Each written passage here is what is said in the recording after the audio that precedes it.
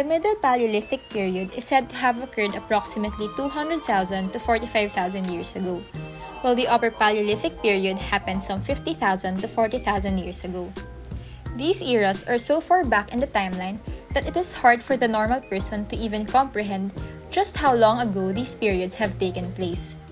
Without the emergence of scientific studies and discoveries, we would never have been able to catch a glimpse of how life thrived during these times.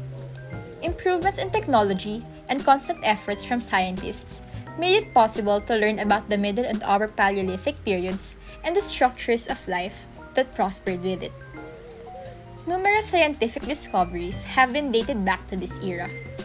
These include the earliest evidence of the use of fire in Western Europe, as well as the earliest man-made dwellings, the use of Mousterian stone tools which are more diversified and has specialized cores, the appearance of needle and thread indicating the possibility of sewing, and uncovering of sites where deliberate human burials are said to have taken place. All these are significant discoveries that enrich our familiarity with the archaic way of life.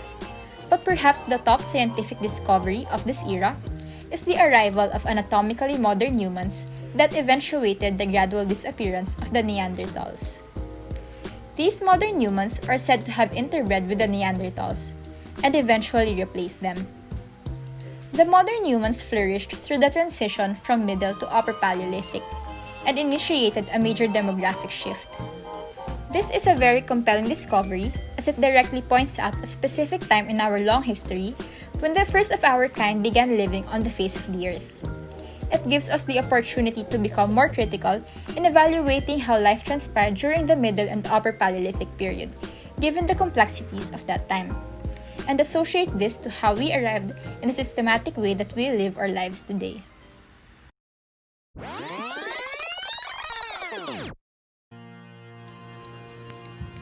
As humans evolved and became more complex, the tools and technology they used evolved along with them.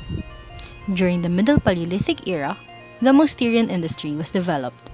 Mousterian industry is a type of stone tool industry which refers to the tools used by the Neanderthals. These included flake tools such as sharp-pointed stones acting as knives for cutting, and composite tools like hand axes. It was also discovered that fire was first used during the Middle Paleolithic era due to the development of flake tools. The use of flake tools were predominantly used throughout the entire Middle Paleolithic era and was believed to have disappeared with the disappearance of the Neanderthals. In the Upper Paleolithic era, the tools and tool-making techniques greatly improved. Several other stone tool industries also emerged, such as the Aurignacian, Gravettian, Solutrean, and Magdalenian industry. In this era, several pointed tools were developed, such as projectile tools like darts and spears, sharper knives, fishing hooks, and needles. Humans then used other raw materials such as bones and ivory. In this era, rudimentary sewing was also developed. The humans were able to sew clothing from animal hides and other materials due to the development of needles made from bones and ivory.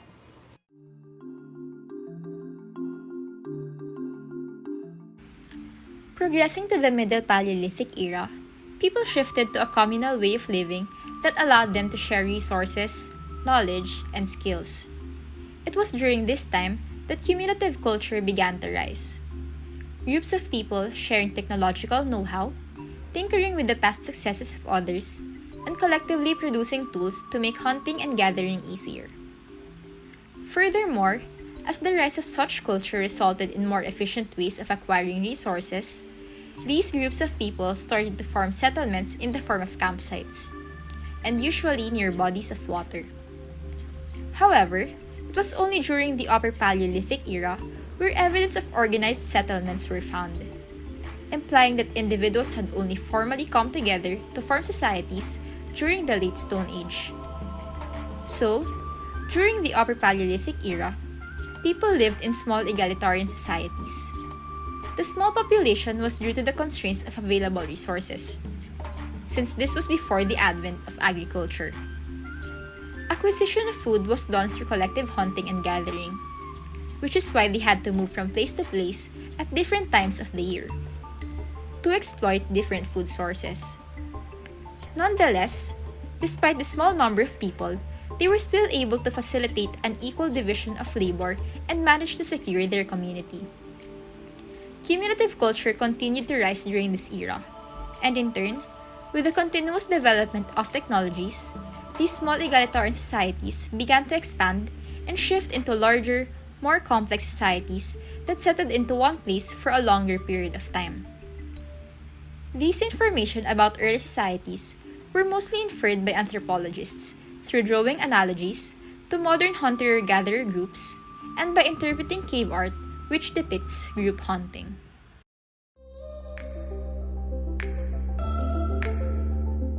Technology during this era goes beyond the physical material records or the more obvious advancement in tools or art.